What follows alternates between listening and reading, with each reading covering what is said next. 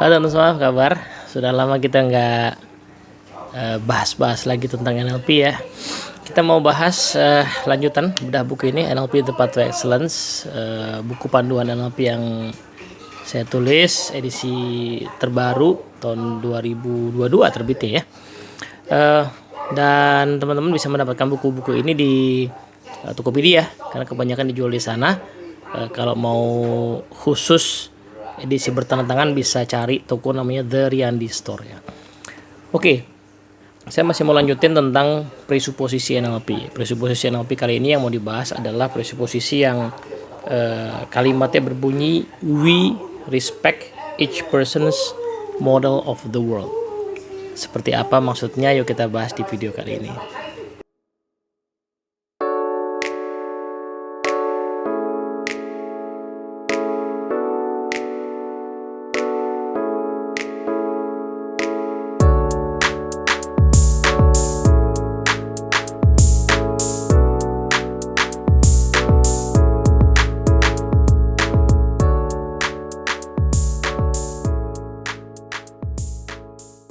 Oke, assalamualaikum warahmatullahi wabarakatuh. Halo teman-teman semua.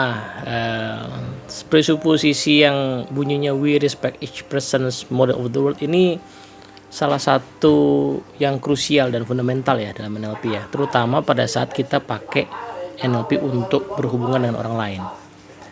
Konteks berhubungan dengan orang lain tentu saja bisa macam-macam ya, bisa dalam arti kita komunikasi biasa sehari-hari, kita komunikasi sebagai pemimpin, kita komunikasi sebagai orang tua, kita komunikasi sebagai seorang psikoterapis atau coach gitu ya, atau trainer juga. Intinya begitu kita berhubungan sama manusia lain gitu, maka kata kunci presuposisi jadi krusial. Nah, NLP itu punya sudut pandang bahwa kan yang sangat terkenal yang sudah pernah saya bahas kan the map is not the territory itu ya, bahwa peta bukan wilayah. Peta itu adalah metafora untuk persepsi atau representasi internal kita. Wilayah adalah kenyataan gitu ya, kenyataan yang ada di sekeliling kita. Nah, manusia itu tidak merespon terhadap kenyataan langsung, tetapi merespon terhadap peta yang dia miliki tentang kenyataan. Nah, itu yang membuat kemudian ya jadi berita bagus ya, bahwa kemudian kita ternyata bisa mengubah perasaan kita dan akhirnya mengubah tindakan kita karena perasaan dan tindakan itu datangnya dari peta persepsi atau representasi internal dalam pikiran kita gitu kan. Nah, tapi sekaligus itu membuat komunikasi antar manusia jadi tidak mudah ya. Karena pada saat kita berhubungan dengan orang lain, saya ngobrol sama teman saya namanya Tono gitu ya. Nah, maka apapun yang saya katakan hanya akan selalu menjadi external event bagi si Tono ya. Ya kan? Saya bicara seperti apapun akan selalu menjadi external event bagi si Tono, yang oleh si Tono akan didelesi, digeneralisasi, didistorsi gitu ya dalam NLP ya, di mekanisme human model of the world itu. Jadi apapun yang saya katakan, saya lakukan, bahkan saya diam sekalipun, itu selalu sudah ditafsirkan oleh pikirannya si Tono gitu ya. Sehingga saya sebenarnya pas berkomunikasi sama Tono, saya itu tidak betul-betul sedang berkomunikasi dengan si Tono, tetapi sedang berkomunikasi dengan pikirannya si Tono gitu ya. Nah, karena si Tono sendiri tidak merespon saya langsung, tetapi merespon pikiran dia tentang saya. Sebagaimana juga sama sih, saya juga tidak merespon dia langsung, saya juga merespon pikiran saya tentang dia. Jadi antara saya dan Tono ini yang terjadi sebenarnya adalah berkomunikasi secara fisik gitu ya, tetapi sebenarnya pemicunya adalah isi pikiran masing-masing. Nah, untuk itu sangat besar kemungkinan memang komunikasi kita dan orang lain itu tidak langsung selaras. Ya kan, komunikasi yang sudah selaras ya tentu saja terhadap orang-orang yang sudah kita kenal, sudah dekat gitu. Tapi terhadap orang-orang yang belum kenal atau belum dekat, ya, kenal mungkin sudah tapi dekat belum gitu. Nah, itu tentu saja tidak mudah ya untuk berkomunikasi. Kadang-kadang yang kita lakukan adalah memaksakan peta kita kepada orang lain. Kalaupun kita nggak memaksakan, kadang-kadang kita hanya berkomentar bahwa susah banget sih dikasih tahu. Nah, gitu ya. Orang udah kayak gitu kok nggak bisa dibilangin. Nah, saya tuh udah kasih pengarahan, tapi kok tetap aja kayak gitu dia nggak mau kerja yang bener. Nah, tetap aja anak itu nggak mau sekolah yang serius, nggak mau belajar yang serius, padahal saya udah kasih tahu bahwa belajar itu penting. Nah, itu yang terjadi ya. Entah kita memaksakan atau ya kalaupun nggak memaksa secara fisik ya, paling tidak memaksakan ide kita kepada orang lain. Nah, ini jadi sulit ya, karena balik lagi orang sudah punya petanya sendiri-sendiri.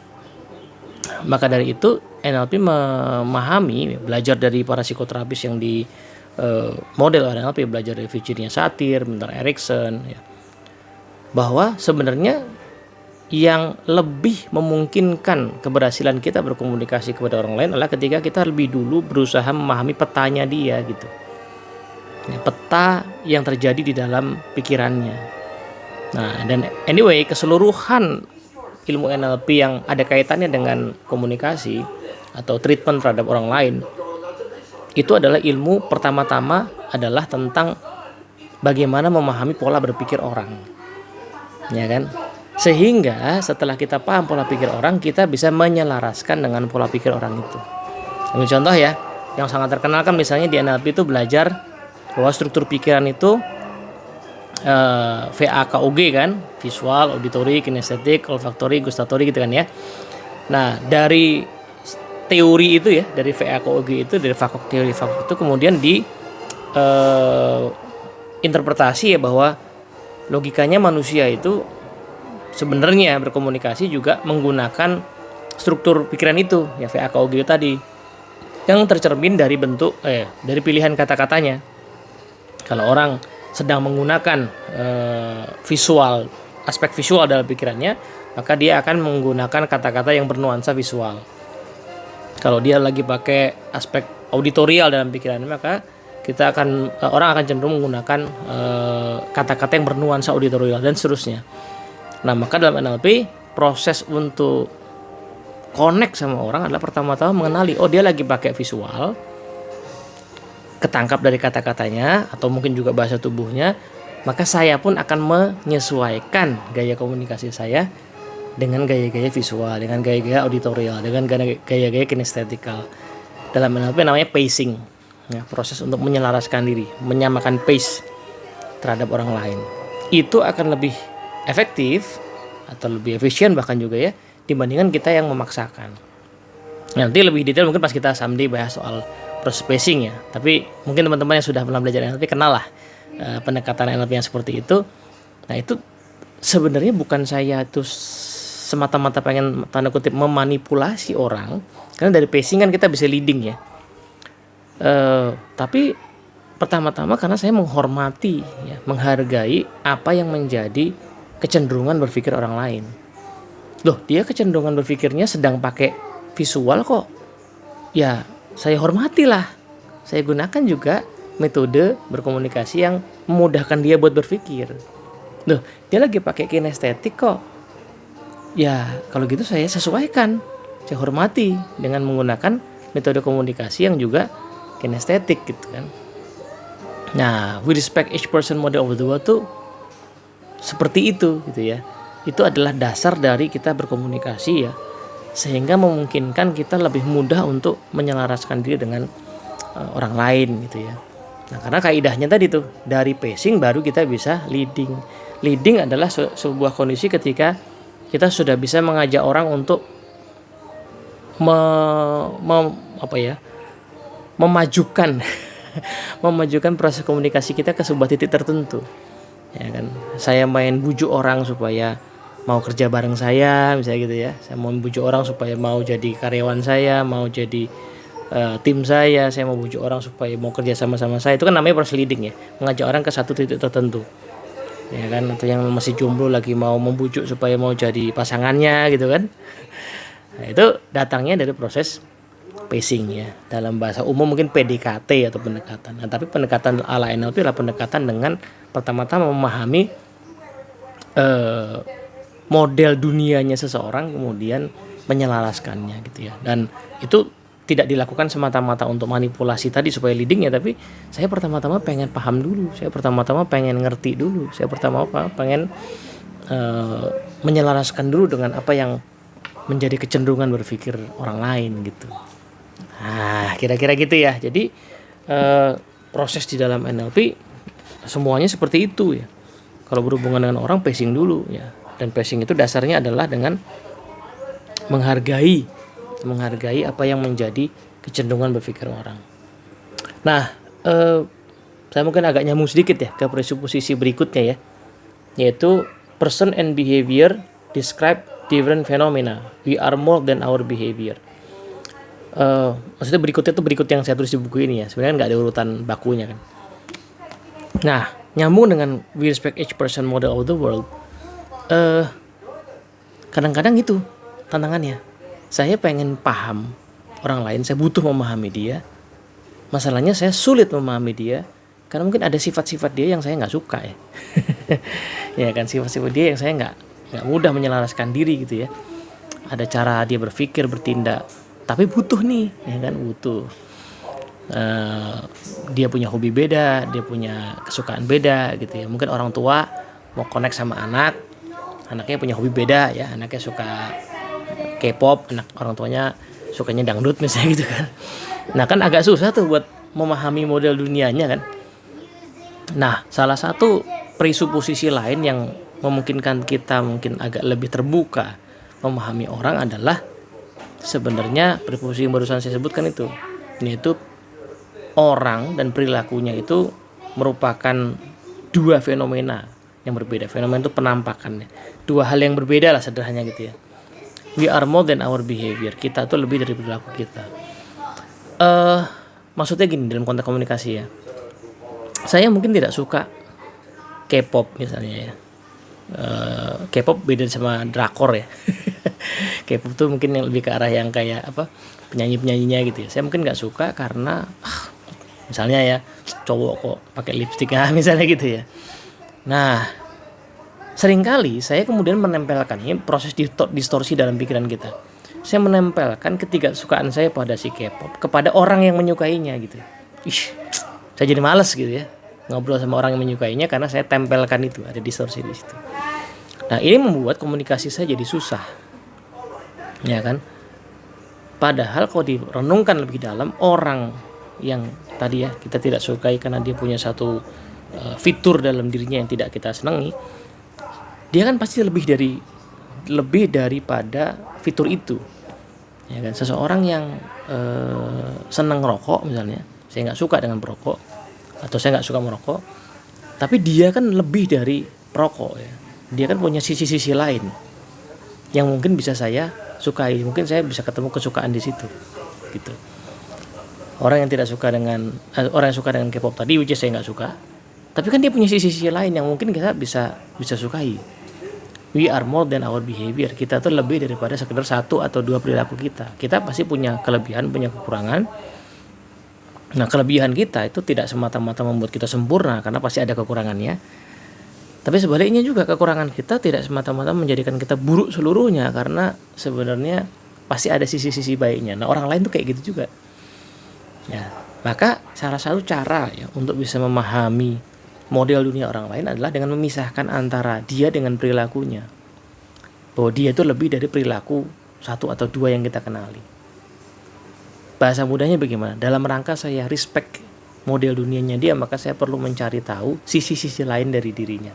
Kalau emang hubungan ini penting, kalau orang ini penting, kalau emang saya butuh bekerja sama dengan dia ya. Sebagai contoh, mana ada curhat gitu ya, ada punya anggota tim yang susah diajak connect. Kenyataannya dia anggota timnya mau diapain ya, masa mau dipecat langsung gitu ya. Masa kayak gitu cara memperlakukan orang. Jadi kan dia berusaha untuk memahami orang ini kan. Nah, sementara orang ini misalnya nih agak susah kebetulan diajak untuk membangun hubungan yang agak lebih casual lah. Misalnya si leader ini punya 3 anggota tim gitu ya. Satu orang ini agak susah diajak makan siang bareng, ngobrol bareng, padahal yang lain tuh mau ya. Yang satu orang ini agak males gitu. Sehingga dia nyari kesempatan gimana ya connect sama si anak ini gitu.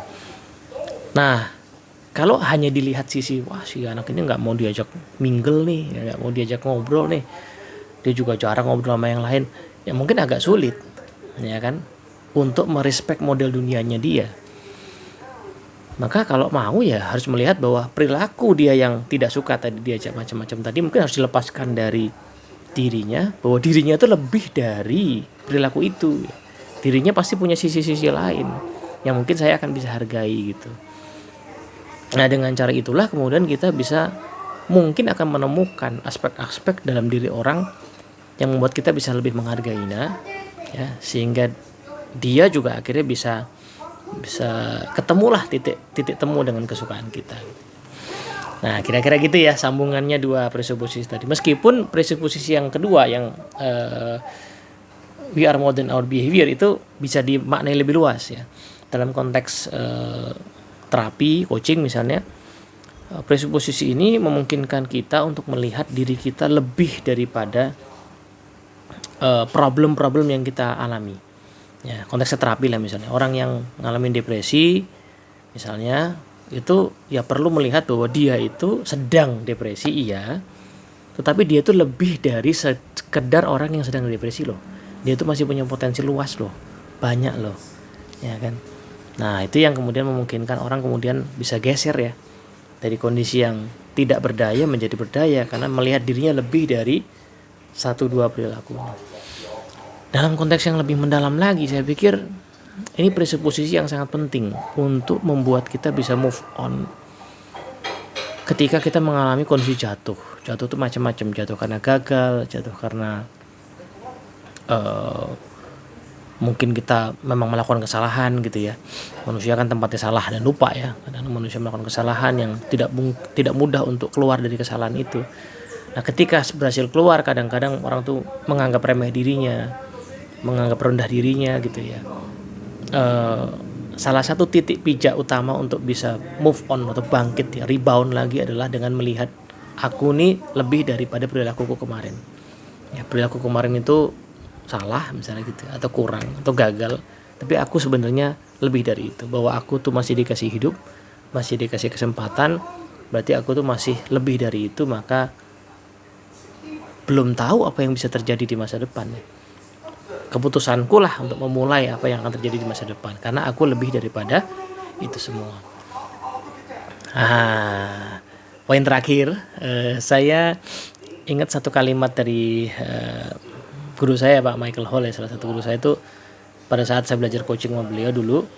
Salah satu doktrin ya, kan kita kan belajar coaching tiap hari itu kan di assess dan banyak orang yang saya pikir nggak hanya di Indonesia, di orang dari luar negeri pun juga kadang-kadang nggak nyaman ya dinilai setiap hari gitu ya, skillsnya itu dia karena udah puluhan batch dia tangani, sehingga dia kemudian punya semacam mantra untuk membuat orang tuh tidak gampang baper ketika dinilai dan mau progressing adalah dengan mengatakan kalimat modifikasi ya. Kalau kalimat tadi presuposisinya we are more than our behavior,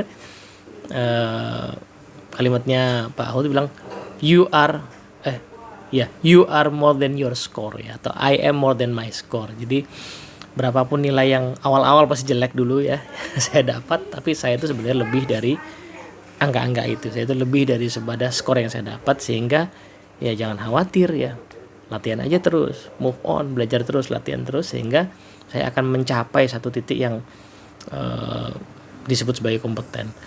Nah, pun ketika kita sudah kompeten, sudah bagus, sudah oke, sudah lulus, ingat, we are more than our behavior, we are more than our score, we are more than our achievement. Kita masih punya kesempatan lebih luas lagi, jangan berhenti, jangan ngerasa puas gitu loh. Nah, itu yang akan membuat kita juga bisa terus move on. Jadi saya pikir-pikir presuposisi ini presuposisi yang sangat menekan sangat bernuansa growth mindset ya. Mengajak orang untuk tidak berhenti di satu titik, untuk berkembang di titik lain dengan cara melihat diri kita lebih daripada apa yang sudah kita lakukan atau sudah kita capai. Moga-moga manfaat. Assalamualaikum warahmatullahi wabarakatuh.